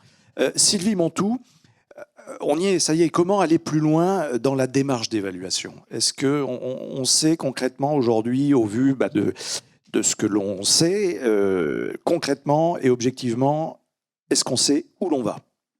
Et comment on peut améliorer les choses? Alors, dans la démarche d'évaluation, donc, il y a déjà beaucoup d'éléments qui ont été rappelés. Il me semble, je voudrais rebondir sur ce qu'a dit Benoît tout à l'heure, un des éléments aussi importants, c'est effectivement l'anticipation des moyens nécessaires. Mais l'anticipation des moyens nécessaires suppose que le diagnostic soit bien établi et que le besoin, en fait, ait également été clairement identifié. Quand on regarde l'ensemble des dispositifs, il y a de nombreux dispositifs où il y a eu un tel engouement, il y avait un tel besoin, que les montants qui étaient initialement alloués étaient insuffisants. Donc il y a eu bien sûr des redéploiements parce que certains dispositifs, au contraire, n'étaient pas au rendez-vous. Donc par exemple, MaPrimeRénov', il y a eu un véritable engouement. Donc il y a dû avoir des projets de loi de finances complémentaires qui ont accru les enveloppes. C'est également le cas pour le dispositif des aides exceptionnelles à l'apprentissage. Donc c'est vraiment des éléments qui sont fondamentaux lorsqu'on veut évaluer et effectivement lorsqu'on veut avoir accès à l'ensemble des données. Sur les données, on voit aussi que l'évaluation nous permet finalement, en tant qu'évaluateur, de mieux préciser le besoin. Dans le cas de MaPrimeRénov', ça fait longtemps qu'on évalue à partir de gains estimés de manière théorique. Et il y a eu un vrai enjeu, notamment, qui a été porté par le Commissariat général au développement durable pour enfin pouvoir accéder aux données de consommation réelles. Et l'accès à ces données de consommation réelle est en fait l'élément fondamental qui va permettre de regarder de manière et de mesurer réellement l'efficience du dispositif, puisqu'on va être en capacité de prendre en compte l'impact des travaux de rénovation, quels qu'elles soient, que ce soit MaPrimeRénov', les C2E ou un autre dispositif, et sur la consommation énergétique. Mais pas juste la consommation énergétique qui prend en compte l'effet rebond.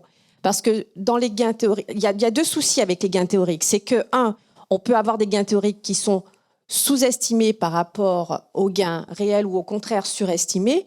Et deux, on ne prend pas en compte l'effet rebond, sans compter l'effet d'aubaine. Mais on ne prend pas en compte l'effet rebond. Et donc, en fait, cet effet rebond, c'est que des ménages peuvent arbitrer entre réduire leur consommation énergétique, mais en maintenant le même niveau finalement. Enfin, je vais parler concrètement. Si, par exemple, ils ont l'habitude de mettre à 18 degrés, ou voire 17, eh ben, ils vont décider de maintenir. Et donc là, il y aura pas d'effet rebond. En revanche, si ces ménages veulent avoir un confort de vie plus agréable, ils peuvent, avec la même dépense énergétique, avoir un service énergétique qui sera supérieur. Et donc, ils peuvent augmenter leur consommation énergétique. Et du coup, eh ben, ces travaux qui sont pourtant efficaces vont se traduire par une augmentation de la consommation énergétique. Et un point aussi qui est important, me semble-t-il, c'est de prendre en compte aussi, et ça on le voit beaucoup lors des auditions, parce que dans les travaux d'évaluation, il y a bien sûr la question des données, du traitement des données, mais il y a la question aussi des auditions avec les entreprises qui sont bénéficiaires, avec les ménages qui sont bénéficiaires, et notamment dans le cadre des travaux de rénovation énergétique, il est aussi important de prendre en compte les contraintes qui s'imposent au secteur de la construction, en termes de main-d'œuvre, la quantité de main-d'œuvre suffisante, mais aussi les compétences qui seront à mobiliser et qui seront aussi nouvelles par les différents secteurs de la construction et qui sont principalement des petites entreprises dans le secteur de la rénovation. Oui, on avance vraiment à travers des exemples concrets, effectivement. Alors, Benoît Leguet, on revient à ce que vous disiez tout à l'heure, hein, c'est savoir anticiper. Ça s'appelle tout simplement de la planification. Non ? Oui, ça s'appelle la planification. Et peut-être... Alors, j'ai deux éléments de réaction dessus. Premier point, la planification, c'est pas dans le feu de l'action qu'on l'a fait, c'est avant. C'est un truisme, mais je le dis. Et pour rebondir sur ce que disait Xavier, il y a un sujet données, système d'information. En fait, petit témoignage, en 2020, début 2020, on s'est dit, tiens, on va avoir une crise Maus costaud, certainement un plan de relance derrière. Et comme on constatait déjà qu'il y avait un déficit d'investissement en faveur du bas carbone, on s'est dit, tiens, est-ce qu'on ne pourrait pas faire d'une pierre deux coups ? Et donc, sur la base des données qu'on avait accumulées depuis 10 ans, du système d'information qu'on avait construit, on a pu proposer au pouvoir public quelque chose qui a permis de nourrir les 30 milliards du plan de relance. En tout cas, on s'est dit, tiens, nous, on a une vision de là où il y a un déficit d'investissement. Comment est-ce qu'on peut pousser les potards, justement, pour relancer l'économie et en même temps faire de l'investissement vert ? On a mis 10 ans à le construire. Alors, avec nos petits bras, j'ose espérer que la puissance publique peut faire un petit peu plus vite, mais doit le préparer avant. Voilà. Et puis, deuxième point, planification, oui. Et là, planification, oui. Je dis un petit truc quand même, c'est sur l'utilisation de ce tableau. Xavier en a déjà parlé. En temps de disette budgétaire, il y a parfois une tentation qui est de faire à l'économie. C'est-à-dire de dire, on va faire ça parce que c'est moins cher, et puis le reste, on verra après. Ce tableau ne doit pas être utilisé en se disant, c'est pas un truc chronologique, hein, on fait ce qui est moins cher d'abord et ce qui est pas cher après. Alors vous faites référence à un tableau que l'on peut consulter. Le tableau de la dernière page de la synthèse. Voilà, et les documents seront mis en ligne, bien sûr. Voilà, je dis ça pour les internautes qui n'ont pas le papier sous les yeux. Donc c'est pas un truc chronologique, c'est-à-dire on fait pas ce qui est pas cher d'abord et ce qui est plus cher ensuite, parce que ça c'est la meilleure façon pour aller dans le mur pour pas cher. Si cette méthode de travail était adaptée à un chantier de transformation d'ampleur d'une économie, ça se saurait depuis longtemps. Et typiquement, quand on rénove un appartement, on ferait la peinture avant de faire l'électricité. Je laisse essayer, ceux qui veulent le faire, je vous laisse. Il faut le voir comme il va falloir tout faire. Par contre, dans la rénovation énergétique des bâtiments publics, à un moment, il y a des choses qui coûtent plus cher que d'autres. Et donc, c'est peut-être là où on peut se poser la question, on fait au moins cher. Alors, on dit généralement que le temps du politique n'est pas celui de l'économie. Est-ce qu'il n'y a pas aussi un problème de réflexion, de voir le temps court plutôt que le temps long, finalement? Alors, c'est la planification, c'est l'anticipation. Est-ce qu'on n'est pas trop le nez sur le guidon, finalement, en la matière? Il va falloir sortir, justement, le nez du guidon. Encore une fois, là, on est parti pour transformer l'économie en 25 ans, la rendre neutre en carbone, adaptée au changement climatique. Il va falloir investir massivement dans tout un tas de secteurs. Et là, on ne peut pas le faire simplement loi de finances après loi de finances. Il faut une vision d'ensemble, quitte à la revoir en fonction des événements. Stratégie. Mais il faut une stratégie et ensuite la mettre en œuvre avec les moyens qui vont bien. Xavier Jaravel, sur ce point? Oui, non, je ne sais pas ce que dit Benoît, mais juste pour dire que quand même, on a une certaine vision stratégique, on a ces objectifs de long terme, on a des objectifs sectoriels. Après, il y a d'autres questions qui se posent sur leur financement, sur les moyens spécifiques, mais on a quand même fait des progrès immenses comparé même à il y a 10 ans. Et je pense qu'on peut se dire qu'en fait, il y a en revanche d'autres sujets d'action publique sur lesquels on n'a pas du tout de dispositif comme ça, où on se donne des objectifs à long terme et ensuite on rassemble plein d'acteurs. Donc, c'est très largement perfectible, mais on peut aussi quand même se réjouir qu'on ait fait beaucoup de progrès et on a fait un gros effort d'évaluation, par exemple. Alors, on va venir très rapidement aux questions des internautes. J'avais une dernière question pour Arthur Guihouzouik. Vous l'évoquiez tout à l'heure, le taux d'abandon. Est-ce qu'on peut y revenir? C'est important à signaler, ça, le taux d'abandon, parce que c'est vraiment significatif. Tout à fait. Donc Qu'est-ce que c'est sur déjà, la le taux partie d'abandon donc décarbonation de l'industrie, et peut-être pour un petit peu rebondir sur ce point de qu'est-ce qui va être efficace à long terme, savoir un petit peu où on en est. Il suffit pas de prendre des décisions de décarboner pour que l'industrie soit décarbonée. Et donc ce qu'on a constaté sur le dispositif donc, historique depuis 2009, on a eu énormément de projets qui ont été abandonnés par les entreprises. C'est-à-dire qu'elles ont reçu la subvention et elles l'ont rendue. Elles n'ont pas fait l'investissement. Et donc en étudiant un petit peu les motifs de ces abandons, ce qui semble ressortir énormément, c'est qu'il y a une grande sensibilité au prix des intrants énergétiques de la part des industriels. Et donc au moment, disons au milieu deuxième partie des années 2010, quand le prix du gaz, par exemple, a baissé, on a vu énormément de projets de décarbonation qui ont été abandonnés, qui n'ont pas été menés. Et donc il y a vraiment une ligne de crête, si vous voulez, entre s'assurer que qu'il va bien être rentable pour l'industriel de faire cet effort de décarbonation, d'une part, et qu'on ne va pas tomber dans l'effet d'aubaine. C'est-à-dire que si, à un moment où le prix du gaz est très élevé, vous mettez des subventions considérables sur la décarbonation, en réalité, probablement, ces investissements auraient été réalisés dans tous les cas, simplement parce qu'ils sont très rentables. C'est important à signaler, et donc, effectivement. L'opportunité pour la puissance publique de subventionner ces investissements, elle est faible en regard peut-être d'un bonus à l'achat de voitures électriques qui a l'air d'être très peu rentable, mais qui en fait sont des voitures qui peut-être n'auraient pas été achetées. Xavier Jarvel. Une autre manière complémentaire de le dire, c'est que sur certains dispositifs comme décarbonation de l'industrie, on a des coûts budgétaires faibles. Donc on arrive à réduire les émissions par euro dépensé, c'est pas très cher, mais ça va peut-être pas concerner tant d'entreprises que ça, parce que dans certains cas, elles vont en fait abandonner et rendre la subvention, donc ça coûte rien, mais ça réduit pas non plus du tout les émissions. Donc il y a aussi cet arbitrage-là entre l'ampleur du dispositif et son coût par unité d'émissions évitée. Alors on pourrait en parler pendant des heures, tout cela est passionnant. On va poursuivre le débat avec vos questions. Chose promise, chose due, il nous reste un peu moins d'une demi-heure et les questions arrivent au compte-gouttes et en nombre. Tiens, une question pour vous peut-être Sylvie Montou. Alors vous pouvez tous bien sûr réagir. Une question pratique.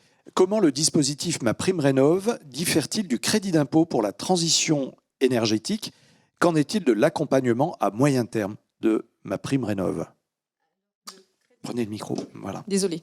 En fait, MaPrimeRénov' s'est substitué au CITE.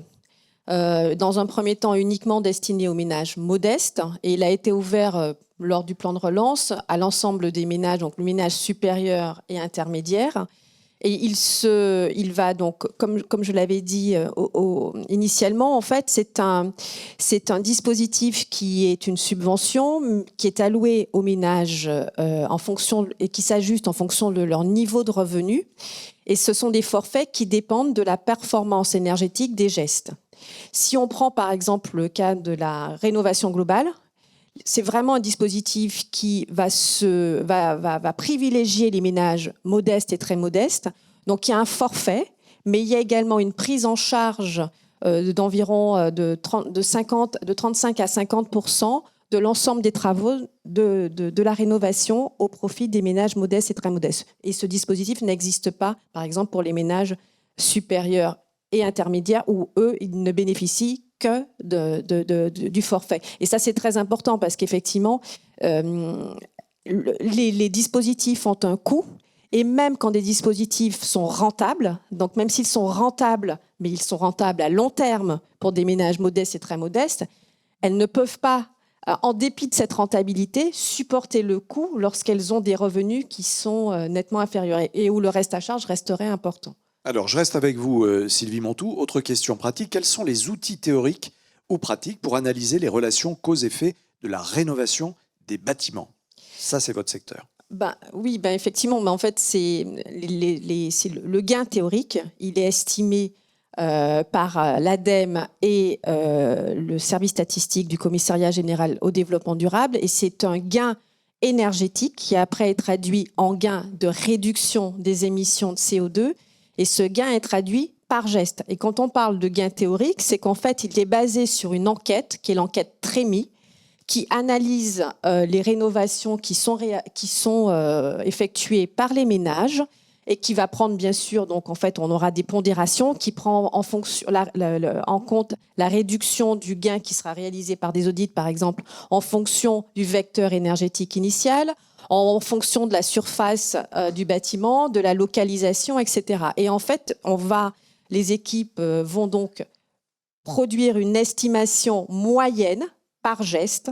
Et donc, on voit bien l'intérêt, parce que ça nous permet justement d'avoir des ordres de grandeur, comme l'a dit Xavier, mais en même temps, on voit bien les limites dans la mesure où, avec un effet rebond, on peut avoir des gains qui ont été, surestimés, mais également en fonction de la localisation. Puisque un geste, en fonction du climat et des zones, on va avoir des gestes qui vont être davantage sollicités et qui vont être beaucoup plus performants. Et également, quand on prend en compte l'articulation. Encore une fois, c'est très intéressant, mais dans cette méthodologie, on ne prend pas en compte l'articulation des gestes. Or, le fait de faire 4 ou 5 gestes qui correspondent à la rénovation globale performante permet d'avoir une efficience, donc en termes de performance énergétique, qui est beaucoup plus élevée que si on additionne des gestes et qui sont réalisés sur une période de temps plus ou moins longue. C'est bien d'avoir vraiment des réponses concrètes et circonstanciées. Oui, Xavier Jarvel, vous souhaitez... Non, Benoît Leguet, peut-être sur ce point, je voulais y réagir. Bon. Autre question. Quelle évaluation des impacts sur les inégalités sociales et environnementales? Ces inégalités sociales ne sont-elles pas un frein vers une transition écologique réussie? Qui souhaite répondre? Xavier Jarvel? On n'a pas d'éléments très probants sur ça, si ce n'est sur MaPrimeRénov', on a étudié le ciblage des dispositifs et on a vu qu'il était toujours ciblé sur les plus modestes, même si il avait été étendu et pouvait couvrir un panel plus large de ménages en principe. En pratique, il a surtout aidé les plus modestes. Je souligne que une des limites de nos analyses sur tous ces dispositifs liés à la transition, c'est qu'on n'a pas d'analyse macro dans ce rapport, c'est-à-dire qu'on n'a pas combiné tous les dispositifs pour avoir une vision macroéconomique, comme on l'a fait en revanche sur les parties liées à l'emploi. Et donc, si on pose des questions sur les inégalités, en fait, à mon sens, ce serait ça un des principaux éléments. C'est-à-dire que si on aide certains secteurs à se décarboner, d'autres moins, donc du coup, ceux qui ne peuvent pas se décarboner peut-être vont perdre en compétitivité parce qu'ils doivent payer, ils ont des marchés carbone et eux ne peuvent pas se... Oui. Donc du coup, les salariés dans ces secteurs-là vont en pâtir. Donc il y a tout un agenda qui aujourd'hui n'est pas vraiment exploré pour avoir dans nos modèles macroéconomiques des modules environnement. Et le Trésor, par exemple, essaye de développer un peu ces modèles-là. Ce n'est pas quelque chose qu'on a vraiment. Il y a des modèles comme 3Me, dont parlait Sylvie tout à l'heure, qui ont on peut en partie analyser ça, mais on n'a pas des détails sectoriels très élevés. Et ce niveau de granularité serait important pour réfléchir aux inégalités. Sylvie Mantoux, sur ce point. Oui, la question de l'acceptabilité sociale est très importante et effectivement, MaPrimeRénov', de par sa conception et le fait qu'elle se soit orientée principalement vers les ménages modestes et très modestes, essaie de répondre à cette question et on voit bien les limites puisque le reste à charge, en dépit finalement de la multiplicité des aides, le reste à charge reste encore important pour les ménages modestes et très modestes et peut être un frais. Dans les analyses que nous faisons au sein de France Stratégie, mais pas uniquement dans l'emploi de relance, notamment sur le cas des véhicules propres, le coût d'usage, la prise en compte du coût d'usage est aussi un des éléments importants, puisque pour les ménages les plus précaires, ce coût d'usage est même très intéressant et du coup leur permet finalement de basculer vers l'achat d'un véhicule propre, parce que il me semble qu'il y a aussi dans cette question d'acceptabilité sociale, il n'y a pas simplement le coût, mais il y a également l'intérêt et le bénéfice pour les ménages qui doit être mis en avant avec des aides qui vont permettre finalement de réduire ce reste à charge et de leur permettre d'accéder à ces nouveaux dispositifs et à intégrer la transition. Alors, Benoît Loguet et Arthur Guihouzouik. Benoît. Oui, rapidement pour compléter ce que vient de dire Sylvie. Alors, nous, on s'intéresse aux questions d'accessibilité de la transition. Est-ce que les ménages ont les moyens de transiter, entre guillemets, si vous me permettez ce néologisme? On a regardé sur 2 secteurs, mobilité électrique et rénovation des logements, et effectivement, on trouve les mêmes choses que France Stratégie. Alors, quelques messages. 1, les dépenses de l'État en faveur des ménages augmentent dans le temps. Donc ça, c'est bien. 2, elles sont de plus en plus ciblées vers les ménages qui en ont le plus besoin, vers les ménages les plus modestes. 3, néanmoins, le reste à charge reste un mur insurmontable, notamment pour les ménages modestes et les ménages, les classes moyennes inférieures. Donc là, il y a un vrai sujet. Finalement, les CSP+ n'ont pas de problème pour transiter parce qu'ils ont de l'argent. Les classes moyennes supérieures sont bien aidées. Les classes moyennes inférieures, en fait, pour bénéficier, par exemple, d'un bonus écologique, c'est très bien, on peut bénéficier de bonus écologiques substantiels, à condition d'avoir déjà l'argent pour acheter un véhicule électrique. Ouais. Donc là, déjà, ça met un petit frein, si vous voulez, sur la transition. Alors, transition toute trouvée, Arthur Guihouzouik. Oui, donc juste sur les véhicules électriques, quand même, il y avait un dispositif dont on n'a pas beaucoup parlé parce qu'on n'a pas des résultats très clairs sur l'évaluation, mais il y a la prime à la conversion qui est quand même sous condition de revenus et qui va amoindrir le coût pour les ménages modestes de changer de véhicule, c'est-à-dire de restituer un véhicule très émetteur pour en acheter un moins émetteur. Alors, question à la fois pratique, question technique. L'interaction entre marché carbone et subvention à la décarbonation est plus large, avec un effet théorique où la subvention réduit la demande et le prix. Alors, ceci a pour effet de réduire l'incitation à décarboner. Est-ce que tout ça est pris en compte? Alors, Xavier Jaravel, cette question je pense que vous avez plusieurs voilà, réponses à apporter. Cette question montre la difficulté du sujet. Et comme on a tous parlé, c'est peut-être utile juste de prendre un exemple et de voir si ça répond à la question. Donc, supposons que moi, je suis un gros pollueur, Benoît est un moins gros pollueur, et Benoît reçoit des subventions pour dépolluer son activité grâce au plan de relance. Et donc, du coup, on a tous à la base des permis d'émission, parce qu'on est dans ce marché carbone, donc on a tous des permis d'émission, et au cours du temps, on réduit le nombre de permis, c'est ça la trajectoire. Donc, Benoît peut maintenant se dépolluer, parce qu'il a eu les subventions. Et donc, du coup, il peut aussi vendre ses permis sur le marché. Donc, effectivement, ça réduit le prix des permis, parce qu'il augmente l'offre de permis, il n'en a plus besoin, parce qu'il est dépollué. Et donc, moi, gros pollueur, je peux maintenant acheter des permis moins chers, et donc, je peux peut-être maintenir mon activité. Sans la subvention pour Benoît, le prix serait resté élevé et peut-être j'aurais dû arrêter mon activité parce que c'est trop cher. Et du coup, au final, globalement, on aurait accompli la même réduction des émissions. Mais là, en fait, ce que ça fait, c'est qu'on maintient un pollueur, en l'occurrence moi. Mais à terme, je vais quand même sortir parce que la trajectoire, les quotas vont être réduits. Donc, la réponse à la question, c'est oui, ces effets d'interaction sont pris en compte si on a une bonne interprétation des chiffres. Alors, est-ce que Benoît Leguet, le vertueux, est d'accord? Oui, alors Arthur. J'avais juste un petit point. Le nom de cet effet dans la littérature universitaire, je pense, est assez parlant. Ça s'appelle le waterbed effect. Donc, c'est l'effet matelas d'eau. C'est-à-dire que vous voyez un matelas d'eau, quand vous enlevez de l'eau à un endroit en appuyant dessus, cette eau est à un autre endroit du matelas, mais vous ne l'avez pas enlevé. Les vases communicants. Alors, Benoît. Et élément de complexité supplémentaire dans le waterbed effect, en fait, la subvention a lieu au niveau d'un État, alors que le système européen de quotas est, comme le nom l'indique, européen. Donc en fait, alors faites un petit graphique, mais en gros, il y a des subventions croisées entre les consommateurs nationaux et reste de l'Europe, et puis les trésors publics nationaux, reste de l'Europe. Voilà, ça fait en fait des transferts entre tous ces différents agents économiques. Donc voilà, c'est un merveilleux problème de politique publique. Complexe, mais très utile. Sylvie Montou, sur ce point? Rien de spécial. Est-ce qu'à l'heure actuelle, il est possible de quantifier ou anticiper les coûts de la transition écologique pour les entreprises, tous secteurs confondus? Est-ce qu'on peut faire une prospective tous secteurs confondus ou il faut vraiment rester, c'est un peu compliqué, mais... Alors, Xavier Jaravel? C'est difficile. Pour nous, en l'occurrence, on a des résultats causaux sur un nombre restreint de secteurs. Donc, je pense que ça on a une évaluation causale de dispositifs sur un nombre assez restreint de secteurs, mais après, le secrétariat général pour la planification écologique fait des prévisions, mais plus sur des calculs théoriques. Et donc après, il faut évaluer au fil de l'eau pour voir si ces prévisions sont en lien avec les faits. Benoît Leguet? Là, c'est le coût de la transition pour les entreprises, hein, c'est ça ou... Oui, absolument. Alors, la oui, question alors des effectivement, en partant des travaux du secrétariat général à la planification écologique, il y a une question déjà d'évaluer les montants qui vont être nécessaires pour l'ensemble de l'économie française. Après, on peut regarder secteur par secteur, et c'est ce que fait le SGPE. Il faudra ensuite le mettre en musique. Mais il y a un sujet aussi qui est répartition entre efforts publics et efforts privés. Aujourd'hui, c'est quelque chose, là, il y a un choix politique à faire. Est-ce qu'on met plus d'argent public ou plus de normes, plus de fiscalité, etc. On peut financer la même transition avec 120 000 scénarios de financement public différents. La question, c'est lequel mettons en œuvre. Alors je fais un petit teaser, j'en profite. En juin, on va sortir, donc pour nourrir la stratégie pluriannuelle de financement de la transition, en juin, on va sortir des scénarios de financement de la transition, justement très différenciés, qui vont viser à donner des financements possibles de la transition.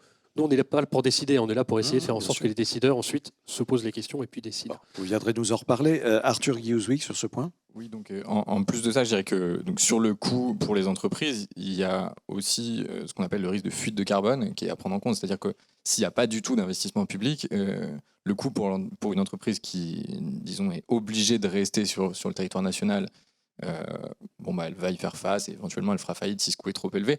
En revanche, pour des entreprises qui sont relativement mobiles, qui ont une activité relativement mobile, cette entreprise peut aussi décider de ne pas payer ce coût et de simplement délocaliser son activité. Ce qui est aussi... Oui, Benoît. Allez, j'en profite. J'aurais envie de retourner la question à son auteur.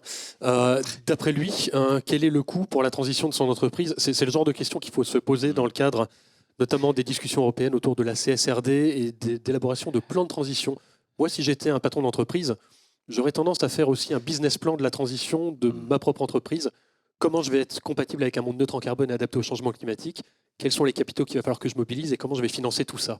Voilà. Alors justement, il y a une question pertinente. Est-ce qu'on a pu, enfin elles sont toutes pertinentes, mais en relation avec ce que vous dites, est-ce qu'on a pu évaluer l'augmentation des compétences des artisans qui interviennent sur les projets de rénovation et de manière plus globale les effets sur l'emploi ? Alors l'emploi, on en a déjà peut-être un peu parlé tout à l'heure, mais cette fameuse participation des artisans, est-ce que on a des études d'impact réellement, Sylvie Montou ? Non, on n'a pas d'études d'impact. Après, il y a eu des études d'impact, mais qui n'ont pas été réalisées par le comité d'évaluation du plan France Relance, mais par France Stratégie sur les projections à 2030, justement. Et donc, il y a eu un focus qui a été fait sur le secteur de la rénovation, la construction. Et là, il y a un modèle, effectivement, qui a évalué le besoin en termes de création d'emplois de l'ordre de 170 000 à l'horizon 2030. Et lors des auditions, les compétences effectivement que nous avons identifiées, mais voilà, c'est pas de l'impact, c'est en échangeant avec la CAPEB ou la TFPB ou des entreprises artisanales, il y a de nombreuses compétences qui vont devoir apparaître, qui sont notamment liées au fait de coordonner donc des travaux différents, d'articuler finalement des projets. Le fait de développer des compétences en matière de matériaux biosourcés, d'être le label RGE, qui est le label... C'est un appel d'air, finalement. C'est un appel d'air, mais qui doit être, encore une fois, planifié, où les besoins de compétences doivent être clairement identifiés et elles doivent être associées à des parcours de formation en amont, parce que le besoin est maintenant et qu'à ce stade, le nombre d'entreprises qui est labellisé RGE et donc qui est en capacité, par exemple, de réaliser des travaux MPR, n'est que de 7% sur l'ensemble des entreprises. Donc on voit bien qu'il y a un besoin effectivement des opportunités d'adaptation et d'adéquation entre l'offre et la demande. Oui, Benoît Leguet. Très rapidement, pour rebondir là-dessus, j'abonde complètement sur ce que dit Sylvie. Il y a en fait dans les coupes budgétaires qui ont été annoncées il y a 2 semaines, MaPrimeRénov' fait partie des dispositifs qui ont payé un lourd tribut, disons, aux coupes budgétaires. Au motif que en fait, les rénovations n'étaient pas assez efficaces et de toute façon, on n'allait pas faire le bon nombre de rénovations. Donc, très bien, j'entends, mais je rebondis sur ce que dit Sylvie. En fait, c'est peut-être pas la demande qu'il faut tirer, il faut peut-être aussi regarder l'offre. Moi, ministre de l'économie, je ne le suis pas, donc je peux prendre une position. J'aurais peut-être fait, ok, je comprends la nécessité d'avoir une coupe budgétaire, mais en même temps, je me dis, s'il y a besoin de mettre de l'argent public, il faut peut-être le mettre sur la structuration de l'offre, effectivement, pour s'assurer que les artisans vont être là, qu'il va y avoir les bonnes paires de bras et que ces bras sauront quoi faire.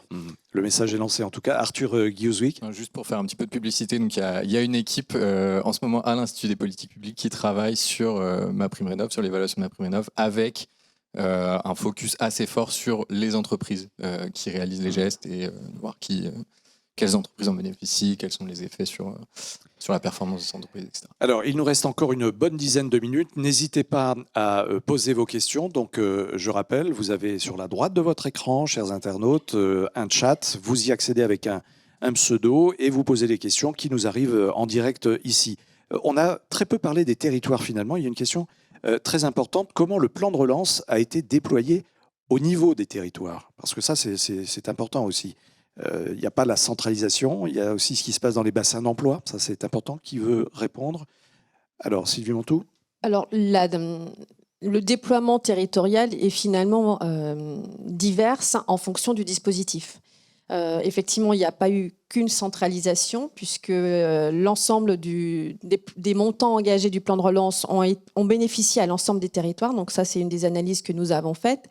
Et si on regarde avec l'objectif et l'impératif de rapidité du déploiement du plan de relance, effectivement, l'État s'est appuyé sur son réseau territorial, mais qui va être distinct en fonction, encore une fois, du dispositif. Donc si vous prenez en compte les dispositifs, le Ségur de la santé, vous avez des enveloppes qui vont être réparties en fonction des EHPAD directement, en fonction des hôpitaux. Si on prend le cadre de la rénovation des bâtiments publics, là, ça va descendre au niveau des sous-préfets de la relance et par région et département. Et là, il y a un comité qui était déployé pour sélectionner les projets et que c'est porté par le préfet de chacune des régions.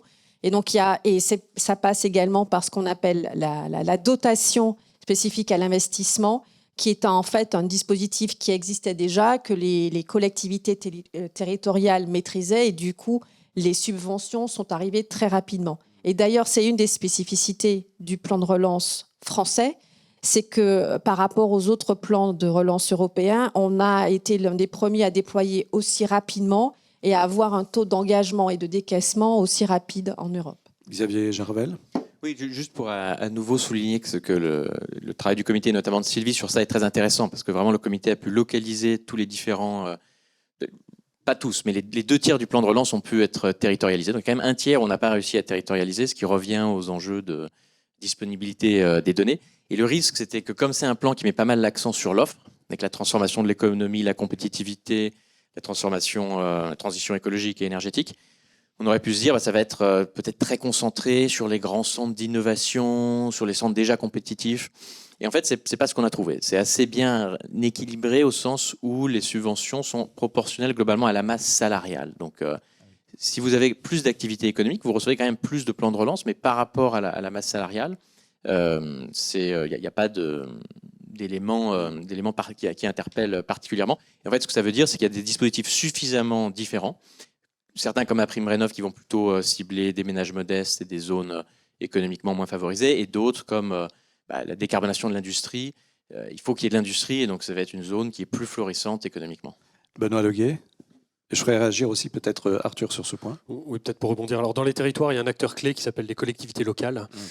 Simplement pour dézoomer un petit peu du plan de relance, nous, on a évalué les besoins d'investissement des collectivités locales pour la transition.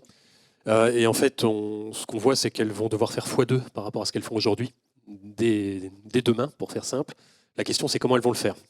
Et donc, on a fait des scénarios de financement, et ce qu'on voit, en fait, c'est qu'il va falloir mobiliser à peu près tous les instruments de financement, et notamment les transferts de l'État vers les collectivités. Alors, ce qui ressort à chaque fois, c'est de la dette. Sujet épineux. Mais les transferts de l'État vers les collectivités, à un moment, ça fait aussi partie de l'équation. Et donc, pour moi, c'est là où on reboucle sur le plan de relance. Si demain, il y a un autre plan de relance, je ne le souhaite pas, mais supposons qu'il y en ait un, comment on le calibre pour que ça soit le plus efficace possible à travers la DSIL ou à travers d'autres dispositifs, le fonds vert, je ne sais pas, des choses qui existent déjà. En tout cas, utiliser les canaux qui existent déjà et les faire grossir, ça me semble toujours préférable à créer des machins ad hoc dans l'urgence. Rajouter sur la pile. Arthur Guiuzwick. Non, simplement sur le volet de décarbonation, j'étais pas certain que c'était très concentré, mais c'est vrai qu'on n'a pas mené l'exercice directement. Il y a quand même, ce qu'on voit, c'est que dans le ciblage, c'est vraiment des industries qui sont très très émettrices, c'est-à-dire que le CO2 rapporté à leur valeur ajoutée est vraiment très élevé. Et donc, ces industries, je pense qu'elles sont en fait assez réparties sur le territoire et pas. Je veux dire, c'est pas l'industrie high-tech forcément qui est visée, quoi. Alors, on va prendre une toute dernière question et on va élargir le spectre puisque on va faire un peu de benchmark. On a parlé beaucoup de France, on a parlé des territoires importants et cette question, il a été dit dans la presse que la rénovation énergétique en Allemagne n'avait pas été efficace, en particulier en raison de l'effet rebond sur la température, la température de chauffage.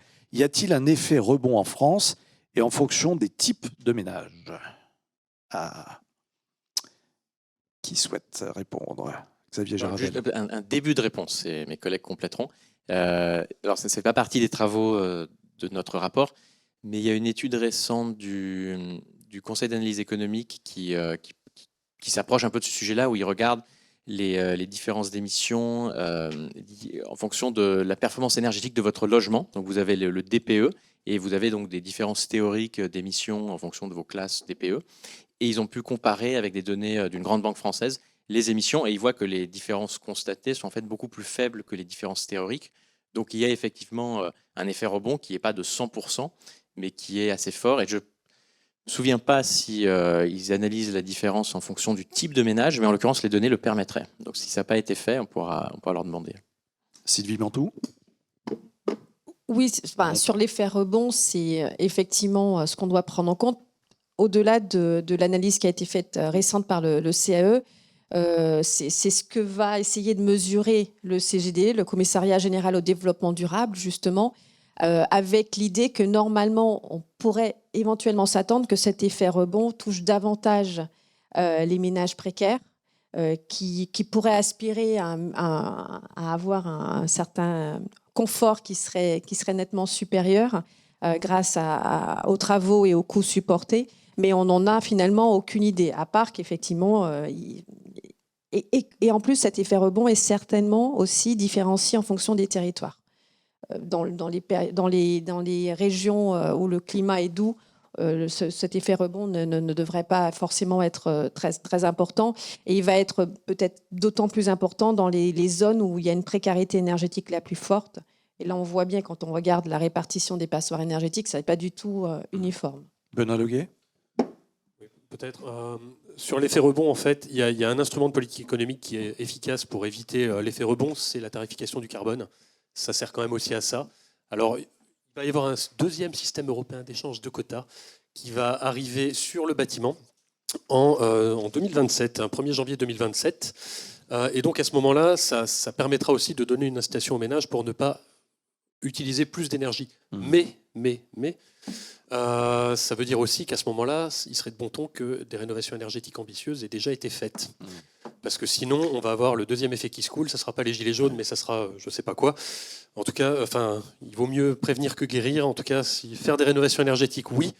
Après, mettre en place des politiques qui permettent d'éviter l'effet rebond, très bien, mais il ne faut pas mettre la charrue avant les bœufs. Anticiper, toujours. Arthur Guillauzoui. Oui, donc au niveau entreprise, sur l'effet rebond, on a des petits résultats qui suggèrent on ne peut pas exclure qu'il y ait un petit effet rebond sur les travaux de décarbonation. C'est-à-dire que quand les investissements sont réalisés, on voit une petite augmentation de la consommation, qui est très loin de 1 pour 1, mais on ne peut pas exclure que ce soit le cas. Le mot de conclusion, peut-être, il nous reste à peine 2 minutes. Xavier Jaravel, en tant que président du comité d'évaluation de ce plan France Relance. Oui, merci beaucoup de nous avoir donné l'opportunité d'échanger. C'est toujours un échange très riche. Peut-être en mot de conclusion, encourager celles et ceux qui sont intéressés par les résultats autres que la transition écologique à regarder notamment les résultats sur l'emploi.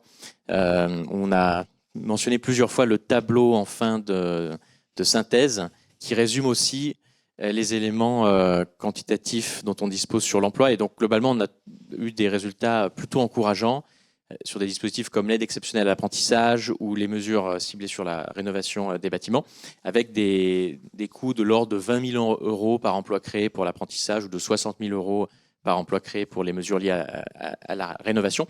Et donc, ça montre que le plan, d'un côté, a permis, dans une certaine mesure, de transformer l'économie, de contribuer à la réduction des émissions, c'est ce dont on a parlé aujourd'hui, Donc ça, en fait, c'est surtout des sujets de long terme. Et en même temps, le plan a aussi permis de créer des emplois à court terme, ce qui était sa vocation première en tant que plan de relance. Et donc, on espère que ces résultats pourront être utilisés dans plusieurs plans à venir, et aussi la méthode. Comme je disais tout à l'heure, France 2030 notamment pourrait adopter la méthode pour ensuite évaluer au fil de l'eau et redéployer lorsque nécessaire certains dispositifs. Et d'où la mise en valeur de l'évaluation, très importante justement pour savoir d'où on vient et où on va. Merci infiniment à vous toutes et tous. Merci à tous les quatre. Bien sûr, on pourrait poursuivre ce dialogue et cette analyse. Ce qui est possible grâce aux documents qui vont être mis à votre disposition sur Internet. On vous donnera toutes les modalités techniques pour y accéder. Il y aura bien sûr le replay de cette web conférence organisée par France Stratégie sur le plan France Relance, environnement, social. Merci infiniment de votre fidélité. Merci de votre attention. Merci pour vos questions très pertinentes. Et nous vous disons à la prochaine.